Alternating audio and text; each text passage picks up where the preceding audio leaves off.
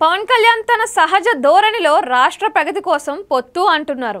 అంతేకాదు ఏపీలో మరోసారి జగన్ అధికారంలోకి వస్తే రాష్ట్రం దేశం కూడా ప్రమాదంలో పడిపోతాయని కూడా అంటున్నారు. సీట్లు పొత్తులో భాగంగా తగ్గినవి జనసేనకే. 2019లో 6% ఓటు వచ్చిన బీజేపీకి 10 అసెంబ్లీ సీట్లు 6 ఎంపీ సీట్లు అంటే చిన్న విషయం కాదు. బీజేపీ అలా డిమాండ్ చేసింది, మరి రాబట్టుకుంది అలానే. అదే గత ఎన్నికల్లో 6% ఓట్లు వచ్చిన జనసేనకు ఇవ్వాల్సిన సీట్లు కనీసం 3 నుంచి 4 రెట్లు ఉండాలని అంటున్నారు. కానీ పవన్కి ఇచ్చిన సీట్లు అసెంబ్లీ సీట్లు 21 మాత్రమే. ఎంపీ సీట్లు చూస్తే 2 అంటే 2.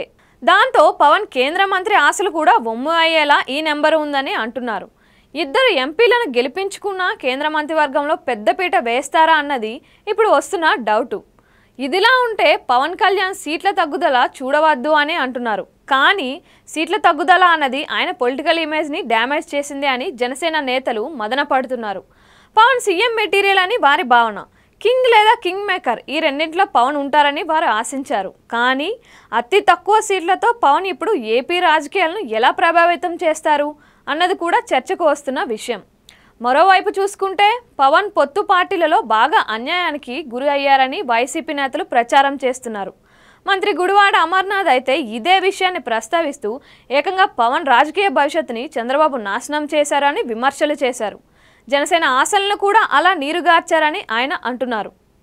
మరోవైపు చూస్తే పవన్ కళ్యాణ్ తగ్గడంలోనే నెగ్గడం అనుకోవచ్చు. కానీ రాజకీయాల్లో చూస్తే అది ఉల్టా పుల్టా అవుతుంది. ఇక్కడ ఓడినా గెలిచినట్లుగా చెప్పుకోవాలి. తగ్గుతూ పోతుంటే గెలుపు ఎలా దక్కుతుంది అన్న ప్రశ్నలు వస్తున్నాయి.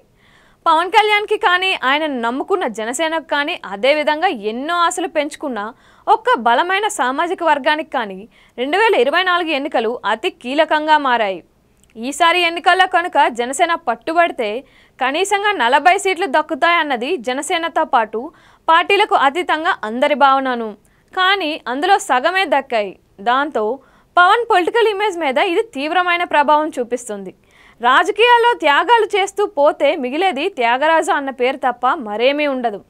రాజకీయాల్లో అవకాశాలను అందుకోవాలని వాటిని వేటాడాలి. వచ్చిన వాటిని బలవంతంగా అయినా తమ వైపు ఉంచుకోవాలి అని అంటారు.